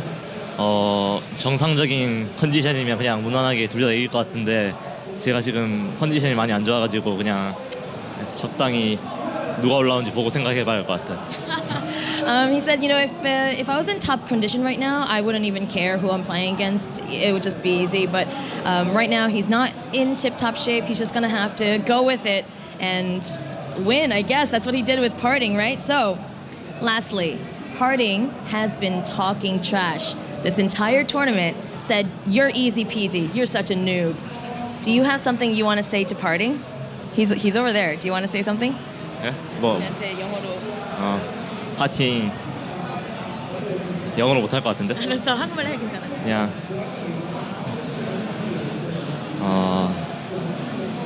좀 더 열심히 해서 좀 잘해주셨으면 좋겠어요. He said, I wish that you would practice a bit more and maybe be a better player for next time. All right, that's what he's saying to PartinG. So with that, I am going to bring it back to the desk. Back to you, Paul. Thank you very much, Susie. Susie with life there, and oh well, that was Todd and Maynard still, chilling with their socks, legs in the air. Yeah, absolutely. So let's talk about life. We've talked about the failing of PartinG. We've talked about how he's capitulated in this semi-final, but let's talk about life. He is such a tremendous talent. He's the reigning world champion. He's won 8 titles in the past, youngest GSL champion, Royal Roader, youngest Intel Extreme Masters champion, youngest world champion. I mean, he's done so much. And yet all we talked about before the game was how PartinG was going to win this. And life's done it. 3-1. Very impressive yet again. Very, very impressive. But there's a bigger challenge still to come, especially if Mauro makes it to the finals. Yeah, okay. Well, we're going to talk about that one after the break. But James, sum up what you think of life so far at the Intel Extreme Masters in Taipei. Well, I mean, not only just this series, but all across the entirety of the tournament so far. It's been very interesting to watch life go from one extreme to another. When you even just look at this series alone, he's able to play so well in the early game, even take the wins off PartinG, where PartinG had created a bizarre situation in game number 1. And then, of course, there's the flip side, where he just likes to draw the game out really long with the Swarm Host style and execute it really, really well as well. Not only in the third map, where he was playing it hyper-aggressively to just push the creep across, but also on Varney Research Station, where he can play the extremely defensive one. Sean, there was a suggestion, and just a suggestion, that he couldn't use Swarm Host, that he wasn't very good with it. We've seen him in the past try and use it, and it hasn't really worked out too well. It worked fine today. Oh, he said it himself that he doesn't really play this very well, and it's very difficult for him to do it. But this is, I think we can all agree, any Zerg player out there who's watching this can say this is the best way to approach playing against Protoss. Yeah. Any other way is inferior. Swarm Hosts are the best way to deal with Protoss. Yeah, we saw it yesterday with Sulky. How much of that do you think Life watched and took on board? Probably because there were some similarities. I mean, Claris actually said to me, no, it's not the same. And he's right, it wasn't the same, but it had some similarities. It had some feels that were similar. Life's definitely his core strategy against Protoss is Swarm Host, and that probably would have reinforced not to try anything today. It worked yesterday for Sulky versus Rain, so that probably said, okay, I don't want to do anything too crazy. I don't want to mix up my style too much and just do what I do best. Okay, all right, thank you very much. Claris and Todd will be back after the break when we head into our second semi-final of the day. It just gets better and better. It's Mauro versus Sulky next.